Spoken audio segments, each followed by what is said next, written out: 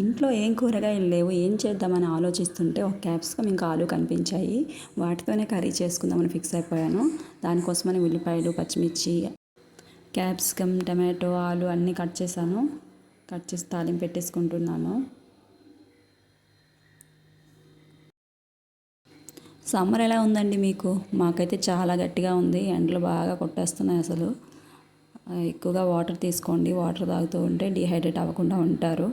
జ్యూసులు, water content ఎక్కువగా ఉండేలా చూసుకోండి మీ ఫుడ్లో. వీలైతే బయట వాటర్ పెట్టండి పక్షుల కోసం. వాటర్ ఎక్కడ దొరకవు కదా ఇప్పుడు. పక్షుల కోసం వాటర్ పెడితే చాలా మంచిది. నేనైతే పెడుతున్నాను, మీరు కూడా పెట్టండి. వాటికి యూజ్ అవుతాయి కదా. జ్యూసెస్ తాగే బదులు కొబ్బరి నీరు తాగండి. దానివల్ల మనకి మంచిది, మన హెల్త్కి మంచిది, మన రైతన్నలకి మంచిది. Thank you for watching. దయచేసి వీడియోని షేర్ చేయండి, లైక్ చేయండి. Thank you. Bye bye. Subscribe చేసుకోండి.